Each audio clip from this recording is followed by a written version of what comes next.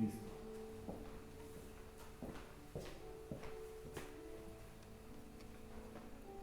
Bien, vamos, vamos a ver, ¿dónde puedo empezar? Vamos a irnos al, si no me equivoco, pero ahí estaba mal porque no me aparece. Vamos al 37, versículo 37 hasta el versículo 46.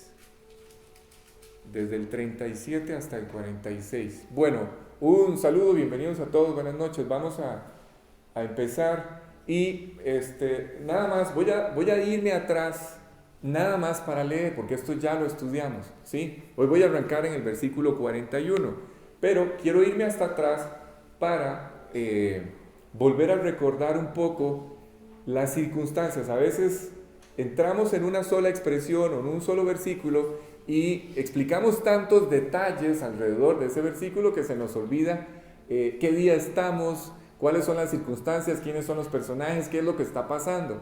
Y la idea al leerlo es que todos se ubiquen otra vez en el escenario, en el día, en el momento, lo que está ocurriendo. ¿Sí? Dice así: pero a pesar de que había hecho tantas señales, está hablando de Jesús, delante de ellos no creían en él. Esto fue lo que estudiamos la semana anterior. Para que se cumpliese la palabra del profeta Isaías, que dijo: Señor, ¿quién ha creído a nuestro anuncio?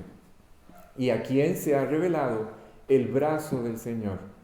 Por esto no podían creer, porque también dijo Isaías: cegó los ojos de ellos y endureció su corazón, para que no vean con los ojos y entiendan con el corazón y se conviertan y yo los sane.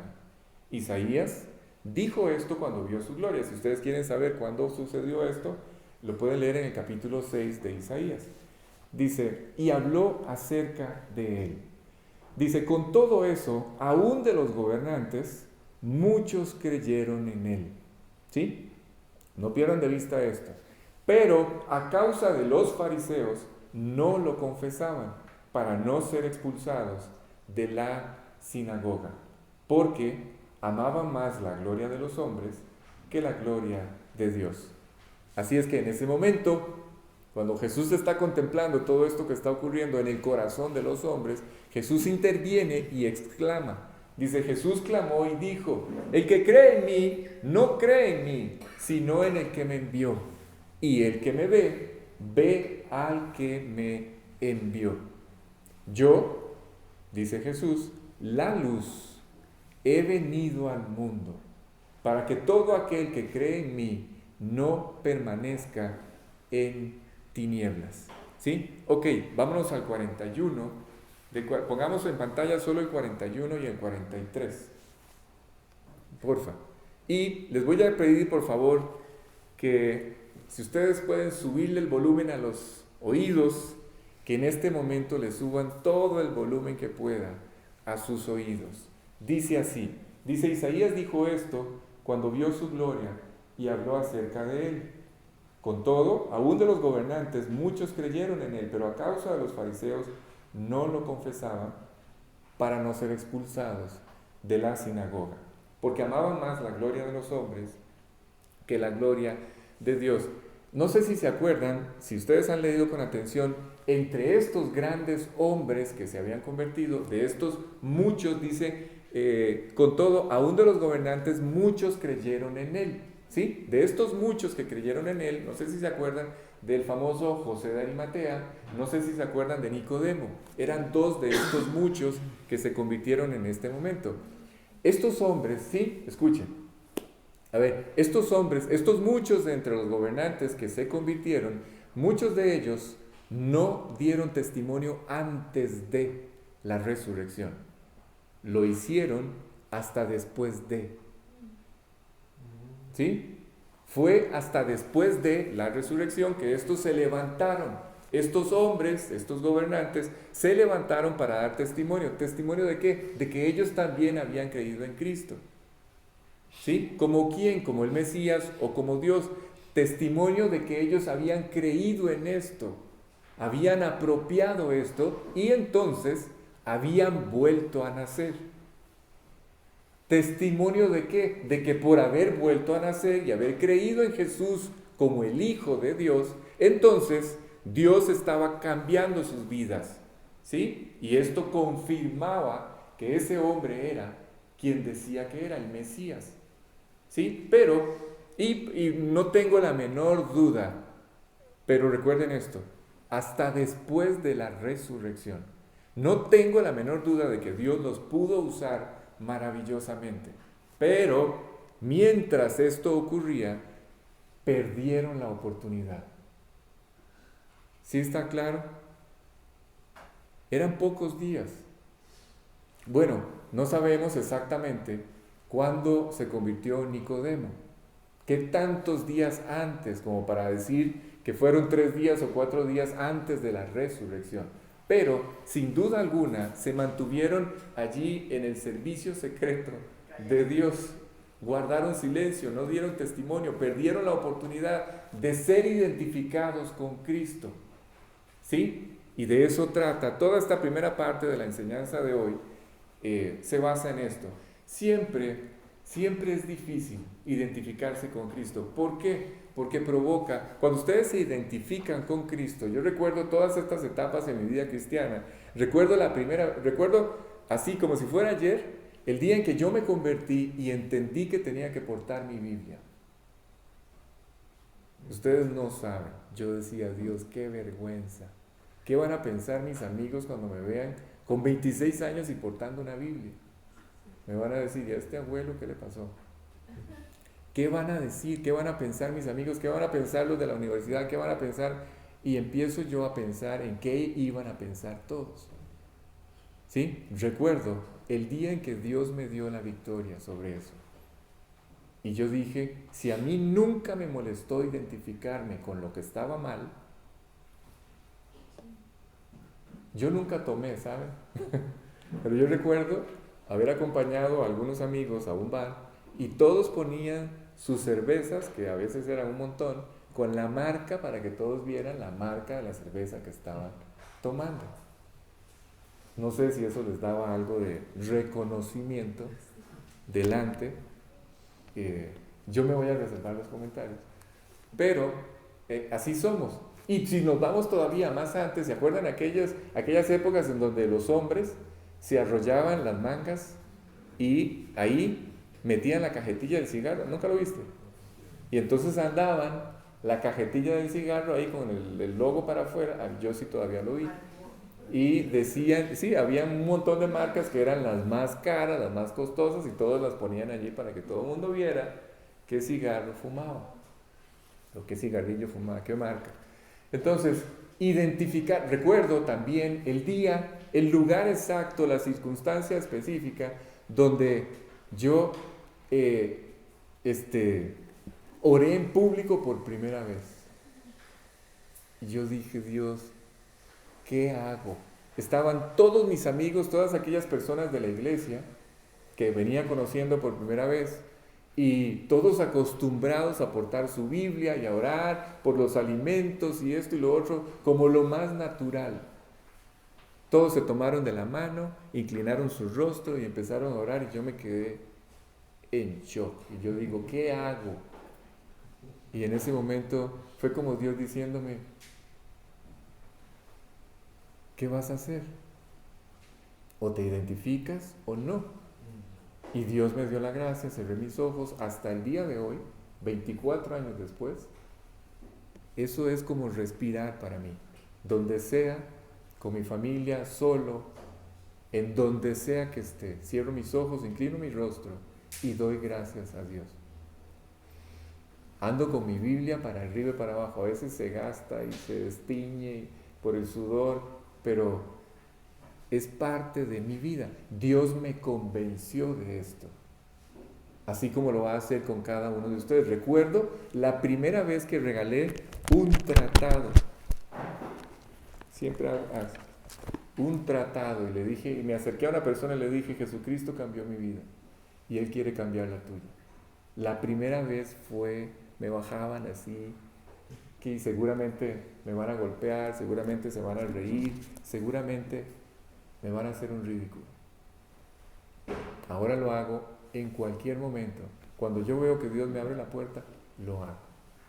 ¿Sí? Identificarse con Cristo siempre va a provocar una reacción. Siempre. Algunas reacciones son de asombro para bien, pero otras son de rechazo para mal. Se van a burlar, etcétera, etcétera, etcétera. Pero nadie va a pasar indiferente ante aquello. El otro día, esta semana, el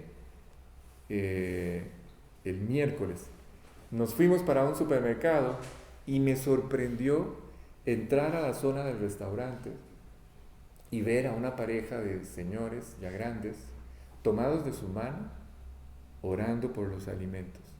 Nunca en mi vida, en un lugar de estos, había visto yo algo así. Nunca. Y duraron orando como 1 minuto.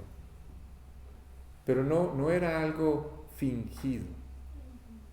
No era una postura ni una cosa cuadrada allí para que todos nos vean. No, era algo. Fue un espectáculo, para que ustedes me entiendan, ver a aquellos 2 señores dando gracias a Dios por los alimentos. Fue maravilloso. Yo me sentí tan alentado. Así es que cuando el hombre tiene la oportunidad de identificarse con aquel que nos ha perdonado, con aquel que mora de paso en nuestro corazón, con aquel que nos ama incondicionalmente y que además nos está permitiendo disfrutar nuestras vidas, ese hombre, nosotros que no solamente disfrutamos de esta salvación que ahora estamos disfrutando, empezamos a descubrir algo. Empezamos a descubrir esto que yo les dije que empecé a descubrir cuando empecé a portar mi Biblia, a orar en público, a regalar un tratado. Empecé a descubrir algo. Empecé a descubrir que algo pasaba en mi corazón cada vez que lograba identificarme con Cristo. Me afirmaba en mi relación con Dios. Mi relación con Dios se fortalecía. Mi relación con Dios se impulsaba. ¿Sí? Se renovaba cada vez que hacía esto. Pero detrás de todo esto empiezo a descubrir el maravilloso privilegio, y esto es lo que quiero explicarles hoy. ¿Por qué? Porque de verdad, es una oportunidad única esta de la cual les voy a hablar. ¿Cuál? Servir a Jesucristo.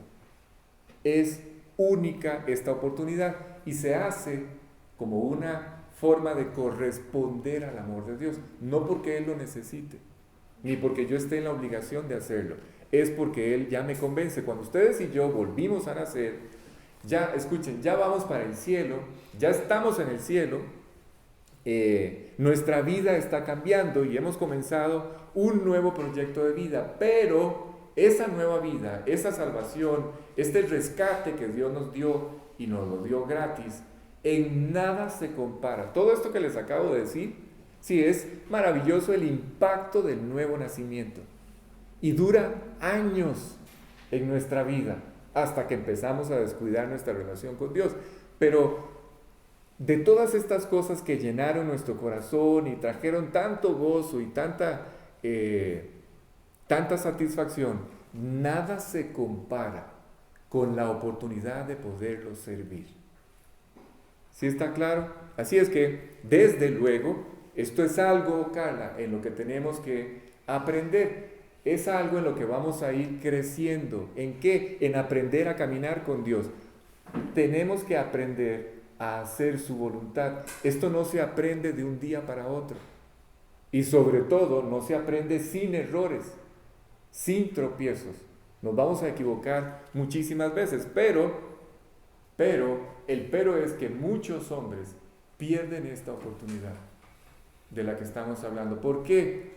Porque una vez que aceptaron la salvación, una vez que fueron conscientes de que necesitaban esta salvación, todavía hay valores de la vida pasada que se mantienen allí. Todavía hay estructuras que nos amarran. Hay ataduras, de alguna forma influyen, de alguna forma no. Influyen de una forma tan determinante que esa fue la razón por la cual yo en aquel lugar yo decía, ¿cierro mis ojos o no?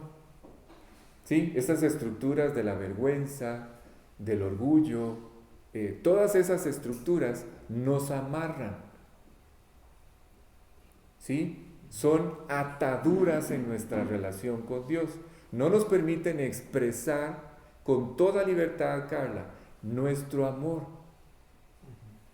¿Sí? No podemos. Nos sujetan, nos amarran. Así es que muchas veces influyen muy determinantemente, de tal forma que el hombre, ustedes y yo, nosotros los creyentes, aún conociendo y aún sabiendo cuál es la respuesta y cuál es la solución a los problemas de todos los hombres, estando esa solución en el corazón de ustedes, aún entendiendo cuál es la clave y cuál es la respuesta a la vida de todos los hombres, y ya teniéndola nosotros, teniendo la llave del corazón de todos ellos, no nos aventuramos, nos da vergüenza identificarnos plenamente con nuestro Creador, porque así somos. Y de esta manera, cuando ustedes se logran identificar como creyentes, escuchen, de esta manera le damos la oportunidad a los demás que ustedes y yo recibimos un día. ¿Sí? No lo sé si ustedes se acuerdan cómo se convirtieron o cómo llegaron aquí, pero la forma en la que todos fuimos alcanzados fue a través de un testimonio. Y muchas veces sin siquiera abrir nuestra boca, solamente por la actitud hacia la vida que alguien nos vio. Alguien, un incrédulo, le dijo a uno de ustedes en algún momento: es que usted tiene algo diferente. Yo veo una paz diferente en usted. Es Cristo. Es la marca que Dios trae a la vida de una persona en la que ahora mora Él. Esa es una de las primeras marcas que surgen en el corazón de una persona que ha vuelto a nacer: la paz, la seguridad, la confianza, la plenitud, el descanso que solamente puede traer el perdón de toda nuestra deuda, de toda nuestra maldad. ¿Sí? ¿De qué manera? No sé si se acuerdan, ¿de qué manera vino este testimonio? ¿O cómo fue que llegó hasta nosotros este mensaje de salvación? Bueno, no importa cómo llegó o de qué forma, eso es lo de menos. El hecho es que Dios lo puso al alcance de cada uno de ustedes. ¿Sí me explico? Eso es lo realmente importante. Lo puso a nuestro alcance. Puso a nuestro alcance la respuesta, y al poner a nuestro alcance esa respuesta fue con un solo propósito. ¿Cuál? Que este amor, Carla, del que ustedes y yo disfrutamos hoy, que está cambiando nuestras vidas, ese amor que fue derramado en nuestro corazón, se pueda derramar también, se pueda expresar, manifestar también con todas las personas que están en nuestro entorno, a nuestro alrededor. ¿Sí? ¿Por qué? Porque ellos, al igual que nosotros, tienen exactamente los mismos problemas que ustedes y yo teníamos al principio, cuando nos convertimos. ¿Sí está claro? Así es que no podemos dejar de buscar estas oportunidades. Por favor, no lo hagan. Yo sé que no es parte de su naturaleza, pero se empieza orando. Cada mañana, cuando ustedes sacan este tiempo para Dios antes de salir de sus casas, cada mañana procuren pedirle a Dios, allí orando, decirle: Dios, yo necesito este corazón. Yo necesito vivir así, yo necesito corresponder de esta forma. Yo necesito que uses mi vida. Yo necesito que llenes mi vida de tal forma que pueda darme por otros. Necesito ser luz. Necesito que me uses. ¿Sí? No dejen de buscar la oportunidad. Y además, le doy gracias a Dios cuando alguno de ustedes se me acerca y me dice: Alex, llegó una persona, le hablé de Cristo, se convirtió, tomó la decisión, y vino después otro y le volví a hablar, no aceptó, pero ahí está, dijo que me iba a acompañar, esto, lo otro. Cada vez que uno de ustedes decide manifestar a Dios o su relación con Dios o compartirla con los demás, ¿saben qué? Esto, la persona que lo está haciendo no lo sabe, no lo entiende, pero esto impulsará su vida. Es como si le metiera el acelerador a su relación con Dios y la llevara a otro nivel. ¿Sí? Quien vive así sabe lo que estoy diciendo. Quien no vive así es chino lo que yo estoy hablando. ¿Sí? Entonces, esta persona es una persona, escuchen, con la que Dios siempre podrá contar para compartir este proyecto de salvación con todos los hombres. Si tan solo ustedes y yo disponemos nuestras vidas. Así es que, analizando la escena, escuchen, cuando pensamos en lo que estos hombres perdieron, ¿quiénes? Todos estos que no dieron testimonio por temor a ser expulsados de la sinagoga. Sí, a ver, qué importancia tenía que me expulsaran de la sinagoga. Bueno, tendríamos que entrar en toda una historia para que ustedes entiendan lo que para un judío es ser expulsado de la sinagoga, o más bien, lo que significa la sinagoga, una sinagoga dentro de la actividad social de los judíos. Es el centro de todo. ¿Sí? O sea, este lugar es el que define la cultura judía en un sentido. Ese lugar es la razón de toda la actividad social de un judío. Es decir, cuando un judío se ve siquiera en la posibilidad de quedar fuera de esto, es como si lo exiliaran, para que me entiendan. ¿Sí? Así es que esta era una verdadera amenaza, ser expulsado de la sinagoga. Así es que, vuelvo y repito, estos hombres que perdieron esta oportunidad de identificarse con Cristo era porque amaban la gloria de este mundo. ¿Sí? Amaban el reconocimiento, pero especialmente tenían temor a ser expulsados. ¿Por qué? Porque estos fariseos, este grupo de hombres, de políticos religiosos llamados los fariseos, habían establecido esa sentencia. ¿Cuál? El que se atreviera a decir que Jesucristo era el Mesías o el Hijo de Dios, iba a ser expulsado de este lugar llamado la sinagoga. Y algunos sí aceptaron la expulsión. Algunos sí aceptaron ser expulsados, pero otros, por ese amor a esa gloria temporal. A ver, no sé si me van siguiendo. Cuando hablo de esta escena mía al portar aquella Biblia por primera vez, orar en medio de aquel restaurante que estaba lleno de gente, lleno de incrédulos, estoy hablando del temor a perder una gloria temporal o un reconocimiento que es temporal. ¿Sí me explico? La gloria de los hombres es temporal, es pasajera. La gloria de Dios es eterna, es para siempre, es más, será recompensada. ¿Sí está claro?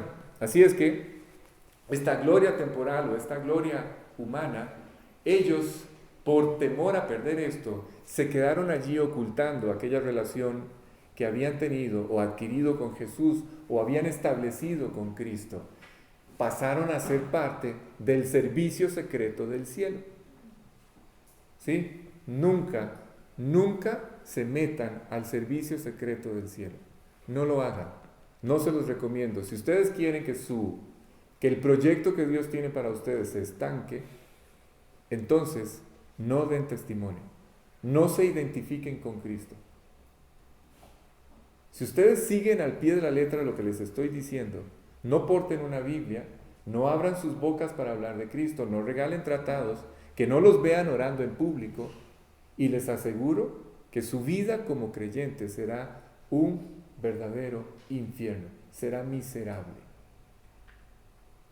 Se los puedo asegurar. Es miserable la vida de una persona que no testifica.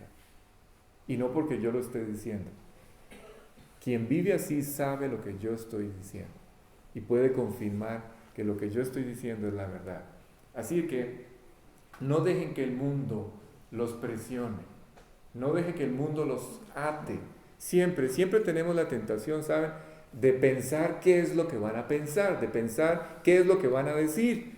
Si empiezo a hablar de este tema, ¿qué va a pasar? ¿Qué va a pasar con mi amistad? ¿Qué va a pasar con la relación que tengo con esta persona? O peor todavía, ¿qué va a pasar con el negocio?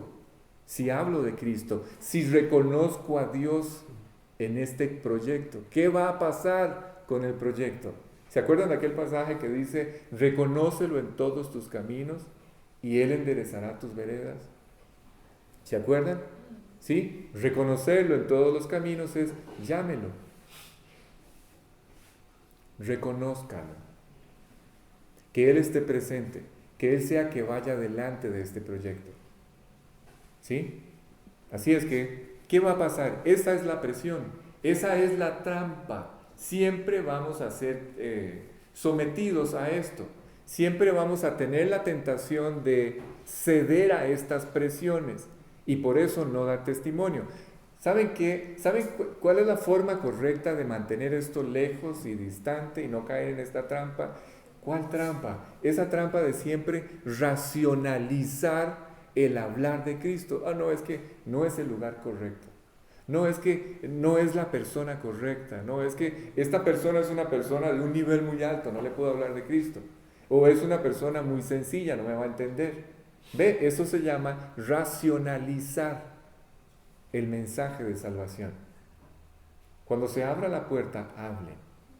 ¿Qué van a decir? Dios los va a guiar, pero lo que siempre tiene que tener bien claro es el destino de las personas que no conocen a Cristo. No estos detalles de qué van a pensar o qué van a decir. No, es el destino. Los demás detalles, si ustedes permiten que influyan, les van a cerrar la boca, se los garantizo, y van a impedir que ustedes se identifiquen con Cristo. Así es que, bueno, vemos que más gente de la que esperábamos o pensábamos se convirtió, pero llegamos, ya salimos de la sexta sección y entramos a la última sección de este capítulo y llegamos a la conclusión.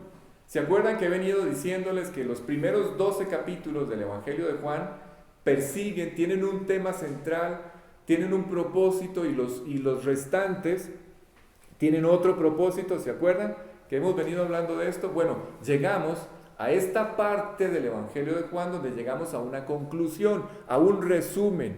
Este resumen, este versículo que vamos a leer, versículo 44, Roger, el versículo 44 que vamos a leer nos recuerda todas las cosas que hemos venido estudiando durante los últimos 12 capítulos. ¿Sí está claro? ¿Qué es lo que nos recuerda esto? Dice así, dice, Jesús clamó y dijo, el que cree en mí, no cree en mí, sino en el que me envió. Ok, podríamos poner 44 y 45 juntos.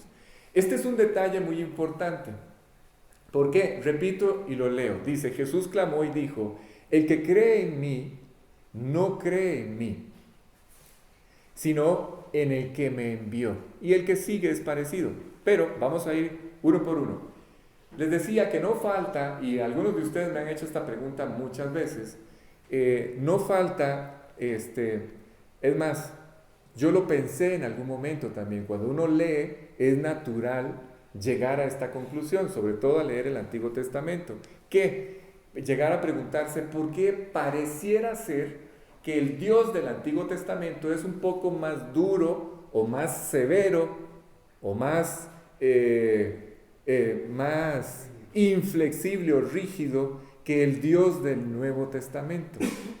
¿Sí? Eso es lo que parece, ¿cierto? Bueno, les tengo que decir que esto es una idea completamente equivocada. Es el mismo Dios.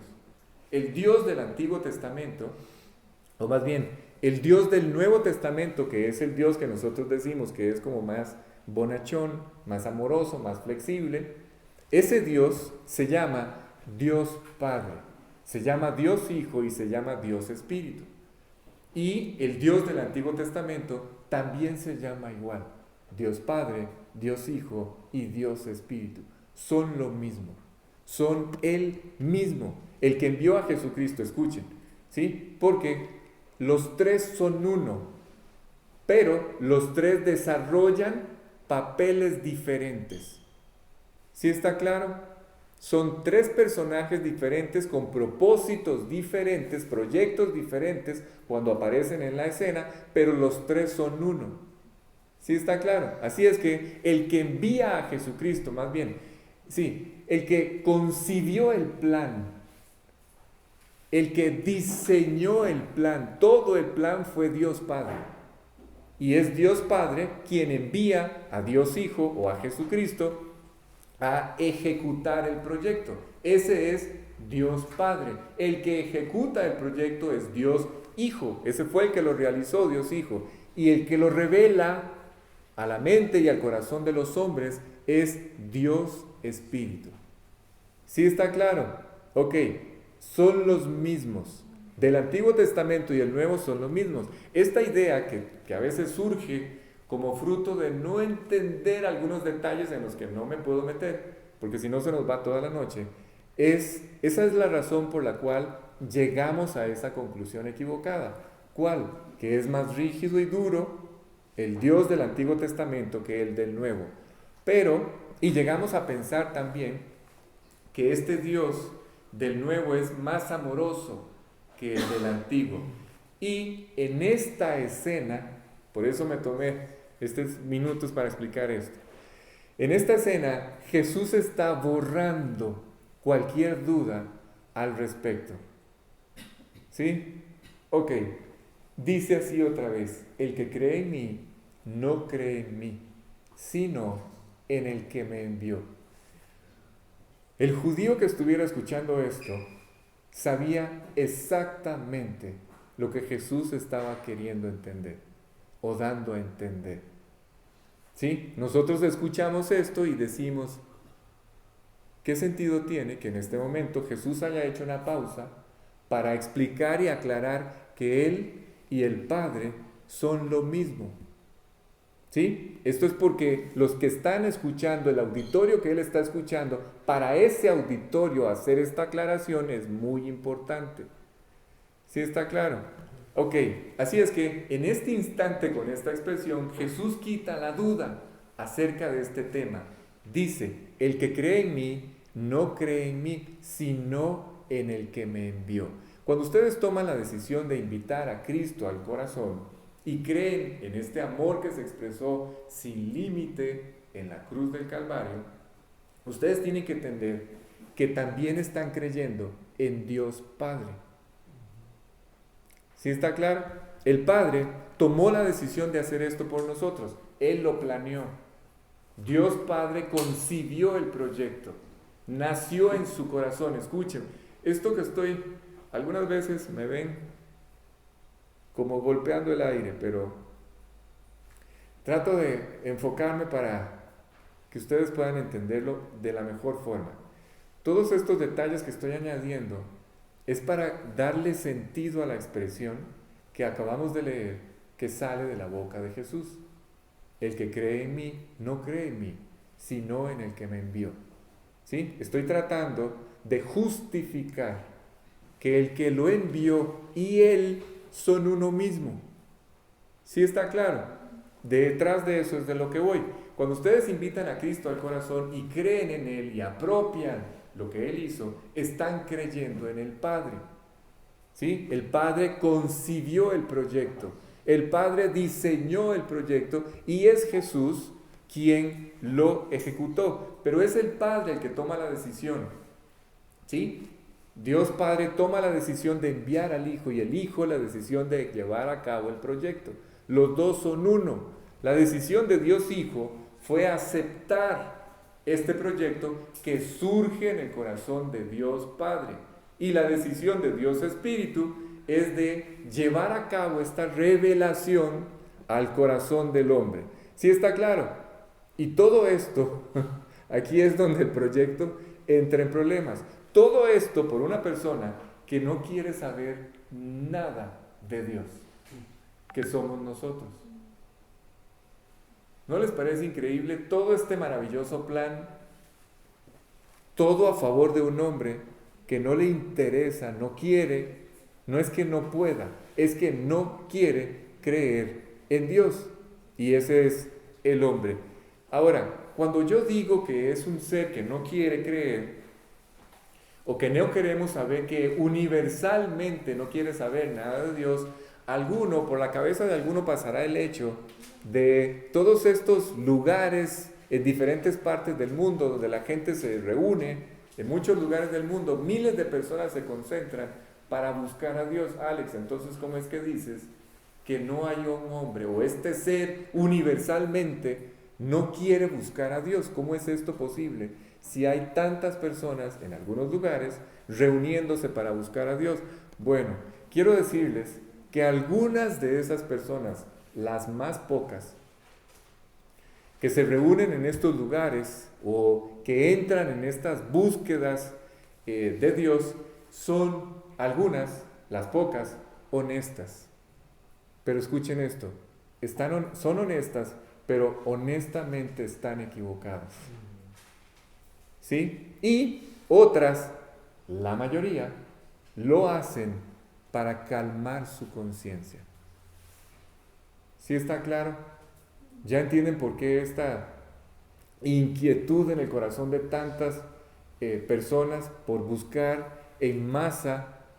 ¿Han visto a todos estos caminando a diferentes lugares, o cultos de adoración o centros de adoración, para cumplir una promesa, etcétera, etcétera? Todo esto es, y tiene que ver con este tema de calmar la conciencia. ¿Por qué? Porque el hombre, Roger, porfa, búsqueme Romanos 3:11, el hombre en realidad no sabe dónde está Dios.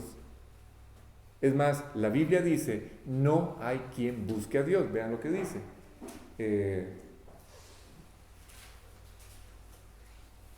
Dice, no hay quien entienda, no hay quien busque a Dios. Si ustedes leen el versículo anterior y los que siguen, dicen, no hay justo ni a uno, no hay quien busque a Dios, no hay quien entienda. Todos se desviaron a una, a la primera se hicieron inútiles. ¿Se acuerdan de aquel juego?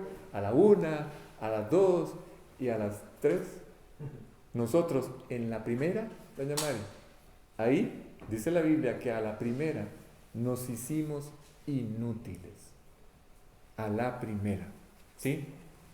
Así es que no hay quien busque a Dios, por lo menos no de la forma correcta. Y esta búsqueda que nosotros a veces expresamos o manifestamos a través de este comportamiento religioso es básicamente casi siempre para buscar encontrar una solución a nuestros problemas, una respuesta a nuestros problemas. Escuchen, algunos que son todavía un poco más profundos, ya no solamente buscan en este creador una respuesta o una solución a sus vidas, sino buscar o confirmar o por lo menos comprobar la existencia de este creador. Es una mera curiosidad, para decirlo de otra forma. Solamente quieren saber si pueden seguir viviendo igual y tener la absoluta seguridad de que no van a dar cuentas un día, o de que no hay un juicio, o de que no hay eternidad. Y entonces por eso buscan averiguar cada vez más acerca de ese creador.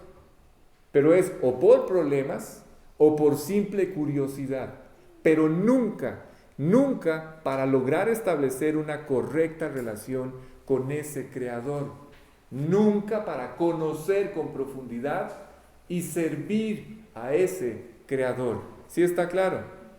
Así es que cuando tenemos la oportunidad de escuchar el Evangelio, escuchen. Cuando ustedes traen a alguien aquí, o cuando ustedes tienen la oportunidad de hablarle de Cristo a alguien, entonces Dios se acerca hasta la puerta del corazón de esta persona. Cuando una persona tiene la oportunidad de oír la palabra de Dios, ese es Dios llegando hasta la misma puerta del corazón del hombre. ¿Para qué? Para que el hombre entienda, ya no que lo busque solo para resolver un problema, ya no solamente para satisfacer una curiosidad o el intelecto para saber cómo es y dónde existió y cuánto tiene de existir y cuán viejo es y qué tan sabio. Ya no es para esto. Cuando la palabra de Dios llega hasta los oídos de un hombre, es para que entendamos cuál es la forma correcta de conocerlo. cuál es el camino correcto y la forma correcta para llegar a conocer a Dios es, ¿qué vuelta? A través de quien Él envió. El que cree en mí, no cree en mí, sino, dice, en el que me envió. ¿Sí está claro? ¿Ven cómo todo se...?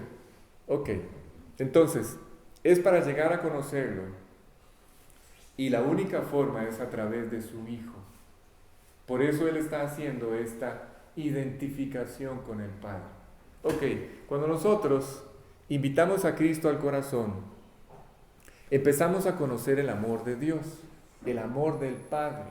El amor del Padre es derramado en nuestros corazones. Este amor, escuchen, este amor planeó la redención. Este amor planeó la resurrección. Este amor tuvo la oportunidad de expresarse sin límite a la hora de empezar a cambiar nuestra vida. A ver, nunca se han preguntado, Alex, a ver, ok, sí, nos amó con hechos. Murió en aquella cruz hace 2000 años. Yo no lo vi, no estuve allí. No sé si creerlo o no. La Biblia dice que así fue. Y es un hecho absolutamente documentado, la resurrección de Jesucristo. Pero, ¿cómo hago para experimentar esa resurrección en mi vida? Bueno, eso es exactamente lo que pasa el día en que ustedes invitan a Cristo al corazón. Que cuando aparece la paz, cuando aparece la plenitud, cuando aparece el descanso, la seguridad, cuando aparece este descanso en nuestra vida, cuando por primera vez empezamos y tenemos claridad de hacia dónde debe ir nuestra vida, cuando aparece por primera vez la paz en nosotros, esto confirma la muerte de Cristo en la cruz.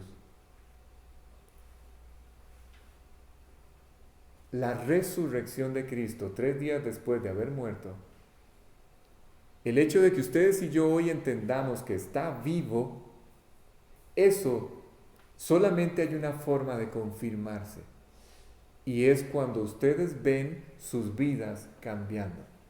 Cuando yo veo mi vida transformándose, eso es la expresión sin límite del amor de Dios manifestado en la cruz. ¿Sí está claro? Ok, esa es la manifestación más práctica del amor de Dios en nuestra vida. Cuando nuestra vida cambia. Alex, ¿cómo sabes que fuiste perdonado? Porque mi vida cambió. ¿Cómo sabes que Él está vivo y resucitó? Porque mi vida cambió. ¿Cómo sabes que existe el infierno? Porque mi vida cambió. ¿Cómo sabes que Jesús es lo que dijo que era? Todo lo que Él dijo que era, Dios. Porque mi vida cambió. ¿Sí está claro? La evidencia de que todo esto es real y es verdadero, y Él es todopoderoso, y que Él es lo que dijo que es que esa evidencia es que sus vidas y la mía están cambiando. ¿Sí? Así que el que cree en mí, dice Jesús, cree en el que me envió. Les decía que cuando Dios decidió crear al hombre, las manos y los brazos de Jesús ya se encontraban extendidos y en la cruz. Delante de los ojos de Dios Padre, Él ya había muerto al instante en que Dios decide que ustedes y yo existiéramos, que la creación existiéramos. Ya Él había pagado por nosotros, antes de que nosotros existiéramos. Yo no sé si a ustedes les impacta esto. Voy a tratar de llevarlo a sus vidas prácticas. ¿Sí? Cada vez que ustedes se equivocan, cada vez que ustedes tropiezan, cada vez que ustedes fallan, ¿qué es lo primero que viene a sus mentes y a sus corazones? Una culpa horrible. ¿Sí? Porque nadie quiere fallar, y menos fallarle a Dios. ¿Sí? Y entonces lloran y hacen toda aquella pataleta pidiendo perdón a Dios, pidiéndole que los limpie, que los restaure y que los vuelva a impulsar en la obediencia. y vuelven a avanzar en la obediencia. Pero ¿qué creen? Vuelven a tropezar, vuelven a pedir perdón, vuelven a tropezar, vuelven a pedir perdón y vuelven a tropezar. Y puedo seguir toda la noche diciendo lo mismo, porque así somos. Llega un momento, escuchen, porque este ya es un instante, doña María, en donde la miseria emocional es tal que ya ustedes y yo ni siquiera, escuchen, es que yo puedo entender que alguien no crea en mí, porque le fallé, porque le he fallado 1000 veces y ya no cree en mí y su voluntad está absolutamente gastada para conmigo, pero que yo deje de creer en mí mismo, ya eso es el colmo. O sea, ya eso habla de una conciencia muy lastimada, llena de errores. ¿Sí está claro? Pero especialmente una conciencia absolutamente ignorante del amor de Dios. Yo les acabo de explicar que cuando Cristo muere por todo lo que ustedes hicieron mal, antes de haber vuelto a nacer y hasta el último de sus días. Así es que esa repetición a la enésima vez de aquel error en sus vidas por el cual ustedes ya se descalificaron, el pago incluyó eso. Y hoy Dios los ve perfectos y sin mancha. Así es que si ustedes deciden, cuando lleguen a este lugar de tantos errores y tantos fracasos, quedarse allí, lo van a hacer porque quieren. Porque Dios ni cuenta se da de eso. ¿Oyeron? Ya Él pagó antes de que ustedes y yo existiéramos por todos esos errores. ¿Sí está claro? Por eso dice la Biblia que Él nos amó desde siempre. Ok, versículo 45, Roger. A ver si logro. Sí me va a dar tiempo. Dice, y el que me ve al que me envió. ¿Se acuerdan? ¿Cómo es el Padre? A ver, ¿se han preguntado alguna vez cómo es el Padre? ¿Por qué? ¿Se acuerdan de esta escena que vamos a ver? Ya ahora sería hasta el otro año. Del capítulo 14, cuando Felipe, después de la última cena, como lo vamos a ver, ¿se acuerdan? Interviene y le dice a Jesús, Jesús, muéstranos al Padre. ¿Cómo es el Padre? ¿Se acuerdan de la escena? ¿Cómo es el Padre? Unos versículos antes, Tomás le dice, ¿y cómo es el camino? Ni siquiera sabemos para dónde vas. Y nos dices que y queremos saber cuál es el camino. Y Jesús les dice, el camino soy yo soy el camino, la verdad y la vida. Le dice a Tomás, pero después interviene Felipe y le dice, Felipe, muéstranos al Padre. ¿Por qué otra vez al Padre? ¿Ven el contexto entre los judíos? ¿Por qué la importancia del Padre? Para ustedes y para mí esto es irrelevante. Sí, yo sé, Jesús, el Padre, el Espíritu, los tres son uno, pero ¿por qué para ellos? ¿Por qué tanta insistencia en saber, bueno, muéstranos al Padre? O sea, no confiamos en ti, muéstranos al Padre. Entonces, ¿cómo es el Padre? ¿Por qué vino esta pregunta? ¿Cómo es el Padre? O muéstranos al Padre. Es más, en el fondo era, danos una probada del Padre. Era lo que estaba diciendo Felipe. ¿Sí?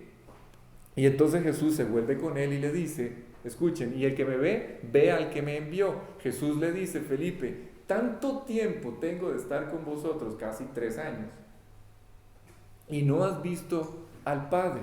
El que me ha visto a mí, ha visto al Padre, Felipe.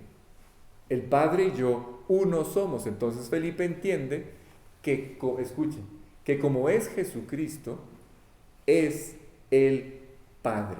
¿Sí está claro? Y que al manifestar el amor eterno, el Padre, al enviar a su Hijo, al venir a su Hijo a esta tierra, Dios no solamente estaba revelando el proyecto que Él tenía en su mente. A ver, recuerden, el que me ve a mí ve al Padre. Felipe entiende entonces que como es Él, es el Padre. Todo lo que está en el corazón del Padre y que el Padre quiso revelar a los hombres, expresar a los hombres, lo está haciendo a través de su Hijo. Por lo tanto, Él y el Padre son uno mismo. ¿Sí? Ay, algunas veces me enredo mucho. Ok, entonces Dios no solamente está revelando lo que Él tenía en su mente con Jesús, sino que además Jesús era el corazón de todo este proyecto de rescate o de redención del hombre. Porque la redención, a ver, quiero que sepan algo, la redención no es solamente un boleto para ir al cielo, no es solamente el perdón, algunos lo toman así, perdón y salvación. Listo, ya tengo el 7, voy para el cielo. No, ¿saben qué es la redención? La redención es la oportunidad para conocer a Dios. La redención es la oportunidad para compartir con Dios, establecer una relación personal con Dios y sobre todo servir a Dios, vivir para ese Creador. Eso es la redención. Ese es el propósito del rescate de Dios, que Dios operó con nosotros, ¿sí? El hombre, ¿qué quiero decir? Que el hombre fue hecho para servir a Dios. Ese es nuestro diseño, ¿o no? ¿Qué pasa cuando ustedes sirven a alguien? A ver, doña Mari, a usted que le gusta ayudar a tanta gente, ¿qué pasa cuando usted ayuda? ¿Cómo se siente? Claro, hay una satisfacción al interior. Fuimos diseñados para servir. Por eso experimentamos esa sustancia que experimenta, que libera el cuerpo, que nos hace sentirnos bien. Dopamina, es como se llama, ¿verdad? Nos hace sentir bien. Y eso les confirma que fuimos diseñados para servir o para ayudar. ¿Sí? De repente nos sentimos mucho mejor de lo que habíamos pensado que nos íbamos a sentir cuando ayudamos a alguien. ¿Sí? Y a veces nos reprochamos haber perdido la oportunidad de ayudar a alguien. ¿Sí? Pero especialmente fuimos diseñados para servir a Dios. Muchas veces van a tener la oportunidad o vamos de ayudar a alguien, pero el servicio hacia otro a veces no es apreciado. ¿Sí? En estas relaciones horizontales, algunas veces nuestra ayuda no es bien apreciada, no es bien valorada. A veces cometemos errores y ayudamos a personas que no teníamos que haberlo hecho. Pero cuando el hombre conoce a Dios, escuchen, no sé cómo explicar esto. El hombre tiene la oportunidad de ver a Dios trabajar a través de su vida. Cuando yo veo a Dios trabajando a través de mi vida, transformando mi vida, entonces este servicio hacia Él, Carla, este vivir para Él, adquiere una dimensión diferente. Llena por completo mi vida. Satisface por completo mi vida. Y en la medida en que mi relación con Él se profundiza, este servicio cada vez adquiere una dimensión de mayor plenitud y satisfacción. ¿Sí está claro? Siempre nos sorprende el por qué reaccionamos de una forma o reaccionamos de otra. A veces no les da por cantar a ustedes y adorar a Dios a través de la música. Supongo que sí, yo lo hago cada vez que puedo. ¿Sí? Cuando adoramos a Dios, algo sucede en el corazón nuestro. Sacamos los ojos de nosotros y los ponemos en Él. Y nuestro corazón se inunda de gratitud. ¿Sí? Algo pasa, se desborda de un gozo que en condiciones normales no manifiesta en nuestro corazón. Exactamente. Digo, en el trabajo yo no estoy lleno y rebosante de gozo y de plenitud. No. Pero algo ocurre, ¿sí? Estoy tratando de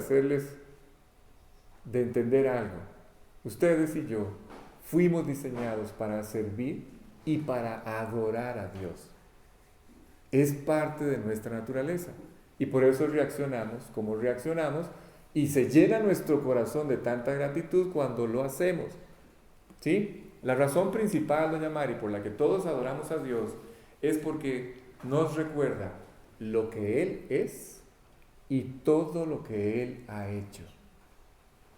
Cuando ustedes alaban a Dios, lo alaban por lo que Él es, Cuando lo adoran por lo que Él ha hecho.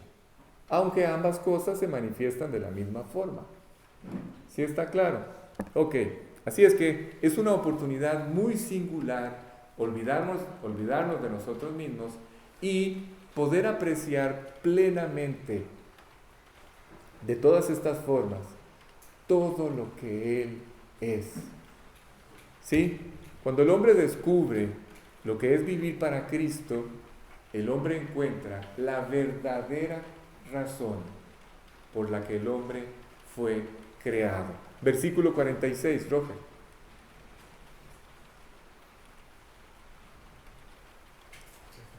Dice, yo, está hablando Jesús, la luz, he venido al mundo para que todo aquel que cree en mí no permanezca en tinieblas. Esta es una parte fundamental. ¿Sí? Al final de cuentas, este es el gran proyecto de Dios. Vuelvo a repetir. ¿Sí? A veces leemos muy rápido. Dice, yo la luz he venido al mundo para que todo aquel que cree en mí ya no permanezca en tinieblas. ¿Sí? Esto es fundamental. ¿Y por qué digo que es fundamental? Porque ese es el gran proyecto de Dios. ¿Cuál? Sacar al hombre de las tinieblas. Hay muchas tinieblas, hay muchos aspectos en los que el hombre vive en tinieblas y que describe la Biblia. Pero vamos a enfocarnos en solamente dos de estos aspectos que son quizás los más importantes, donde las tinieblas adquieren una dimensión enorme en la vida de los hombres y tienen que ver, número uno, con la incapacidad que tiene el hombre de ver a Dios. No puede ver a Dios. El hombre no tiene relación con Dios. Estamos muertos espiritualmente hablando.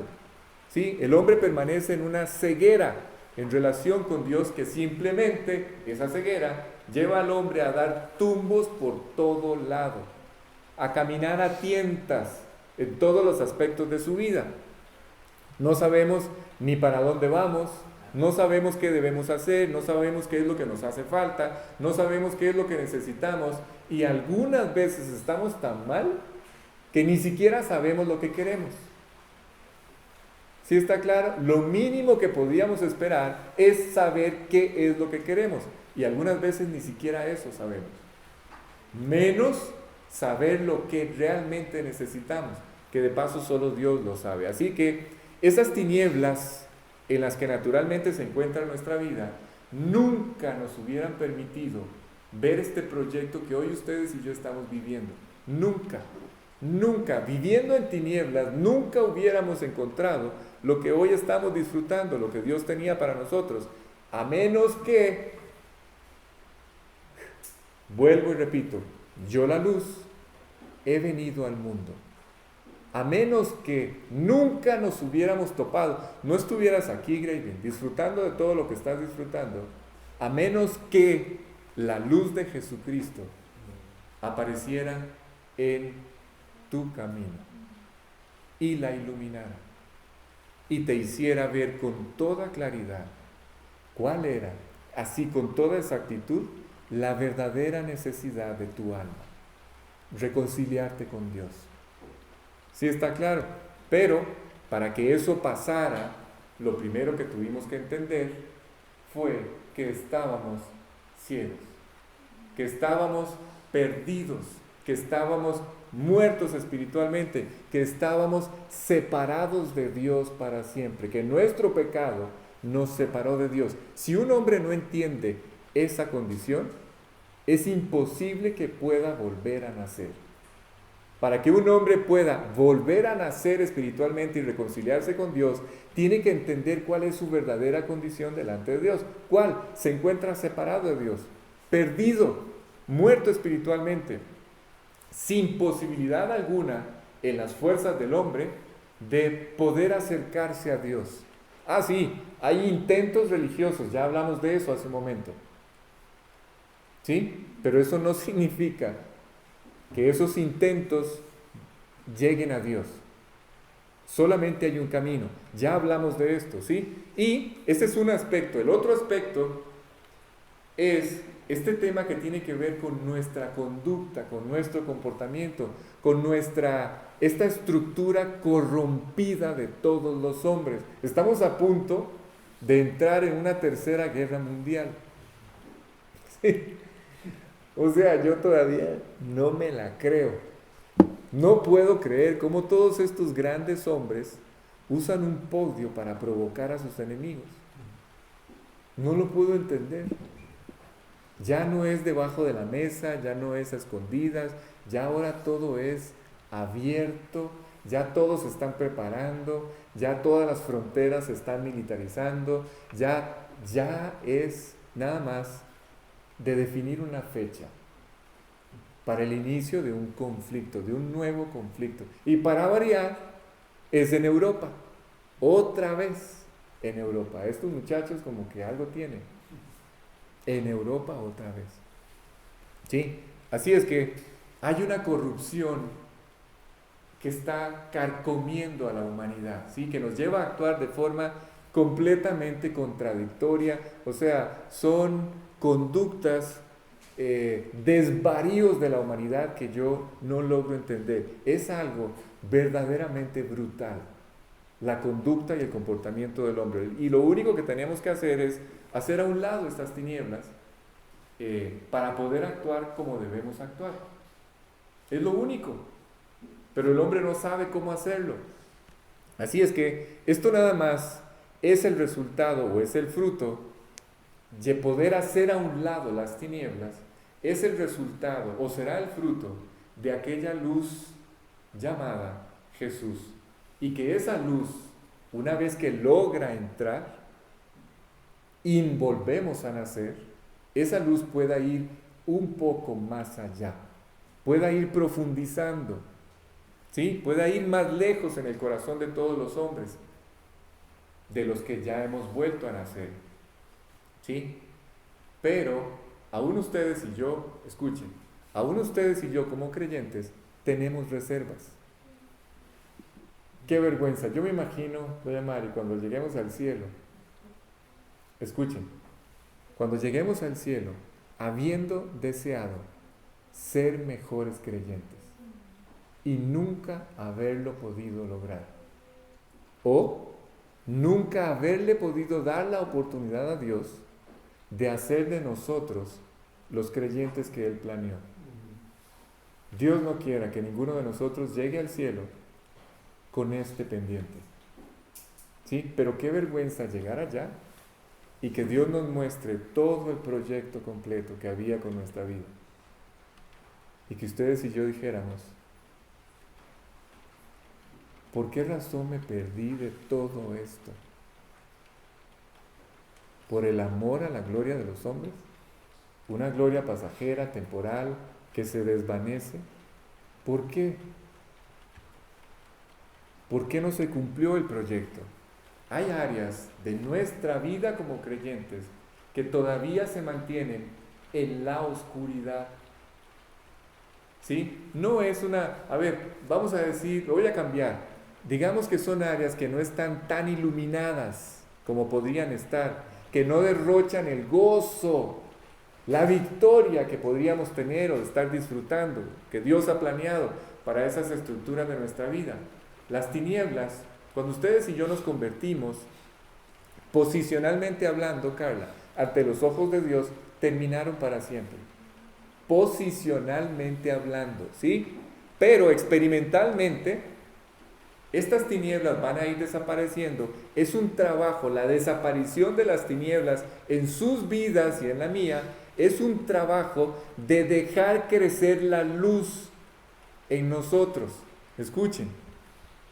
Esta luz a la que hemos sido llamados, esta luz que la Biblia la define de una forma maravillosa, ¿saben cómo le llama? Le llama su luz admirable. ¿Nunca se han puesto a pensar por qué admirable? Como una luz admirable. ¿Qué significa? Que la luz de Dios a la cual hemos sido llamados a entrar sea una luz admirable. ¿Saben qué significa eso? Es una luz que vamos a ir admirando a medida que va afectando sus vidas y la mía. En la medida en la que yo veo cómo Dios transforma, cambia, limpia y restaura mi vida, en esa medida yo voy a ir admirando su luz. Esta luz admirable. ¿Ahora sí entienden el concepto? ¿Sí? A medida que Él va afectando nuestra vida, o esta luz, la luz que proyecta su palabra, afecta mi vida, en esa medida yo voy admirando cada vez más su luz. Por eso dice que es una luz admirable. A medida que el hombre deja trabajar a Dios en su vida, o trabaja en su vida, entonces todas estas cosas van a ir cambiando. Y Dios se va a ir engrandeciendo delante de nuestros ojos. ¿Por qué les estoy compartiendo todo esto? Porque a veces ustedes y yo escuchamos la palabra de Dios con tanta ligereza que no nos puede ni siquiera alumbrar. Es más, ni un reflejo. ¿Sí me explico? Ni siquiera un reflejo, no nos puede alumbrar. Lo tomamos tan superficialmente que no pasa nada en nuestra vida. Examinen, por favor, examinen sus vidas a la luz de su luz. ¿Sí está claro? Que Dios nos está proyectando. Y preguntes, hágase una pregunta. ¿Por qué? A ver, ¿por qué no vivir en esa luz ya, de lleno, de pleno? ¿Por qué no dejarse llevar por esta luz? Finalmente, ¿por qué no dejar a un lado todas estas cosas que incluso se convierten en todas estas tinieblas del presente que hay en nuestra vida? ¿Por qué no hacerlo? Nada es más importante que Cristo trabajando en nuestra vida como lo tiene que hacer, impulsándonos. Yo no sé si entiendan, por eso a veces me frustro tanto, ¿sí? No sé si entienden esta oportunidad, no este momento, todos estos momentos, los sábados aquí. No sé si entiendan esto. Cada vez que Dios coloca delante de ustedes y de mí un banquete de este tipo, a ver, voy a hacer una aclaración nada más para curarme yo en salud. Lo que yo estoy compartiendo con ustedes no se me ocurrió a mí me lo enseñaron. Así es que no piensen nada mal de mí. Yo solamente estoy como una lora contándoles lo que aprendí y compartiendo con ustedes lo que yo aprendí, pero esto no se me ocurrió a mí solo. Esto no es creación mía. ¿Sí? Yo no soy el autor de estas enseñanzas, solo por si tenían alguna duda. ¿Sí? Pero cuando ustedes y yo tenemos la oportunidad de exponernos a una enseñanza con estas características, y además de eso vemos vidas en las cuales estas enseñanzas ya son una vida, son una verdad, un testimonio para iluminar el nuestra vida, entonces vamos viendo cómo el amor de Dios se materializa delante de nuestros ojos.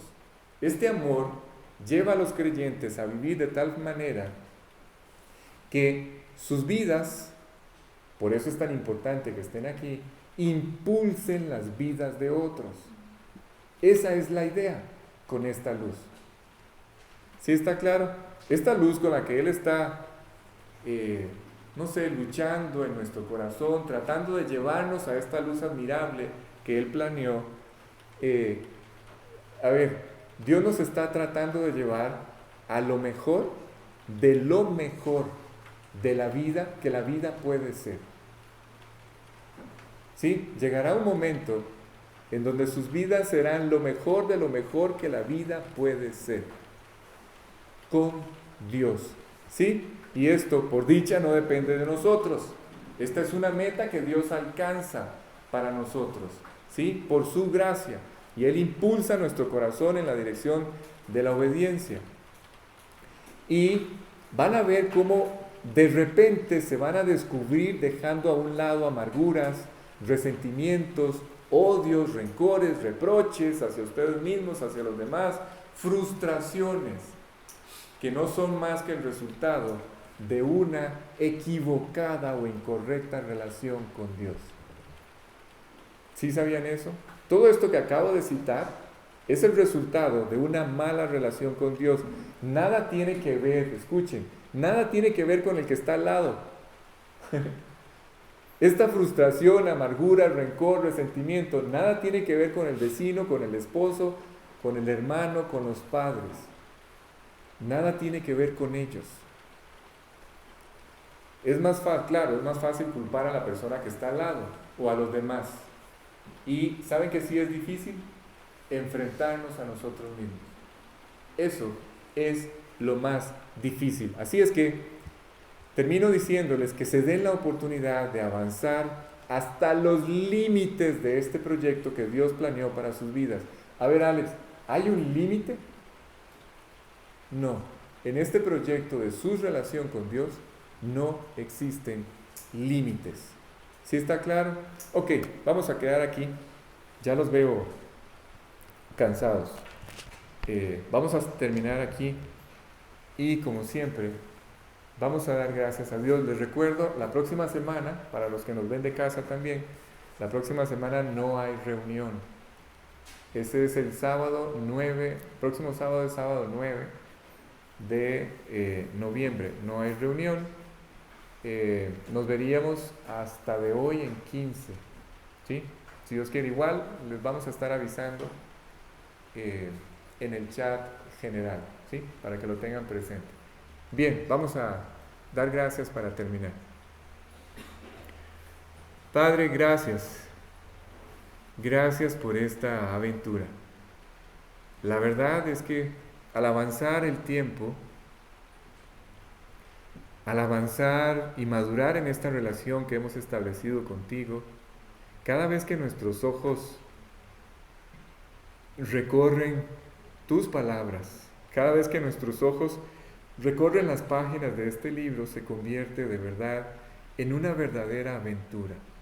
Es maravilloso ver cómo tus palabras alumbran nuestra vida.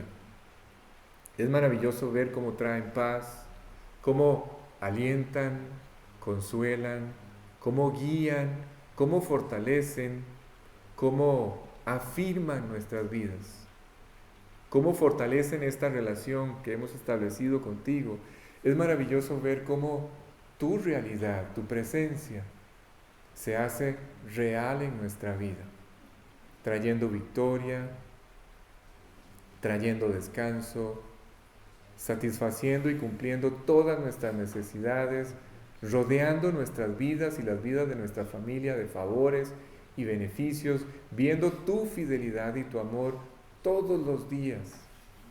Cada mañana, como dice el Salmo, son nuevas tus misericordias y cada noche tu fidelidad se mantiene siempre firme, íntegra.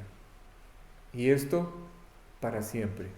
Desde aquel día en que establecimos esta relación contigo, tú nunca cambias, nunca vas a cambiar. Nos has amado con un amor eterno que incluso se manifestó y se confirmó antes de que nosotros existiéramos.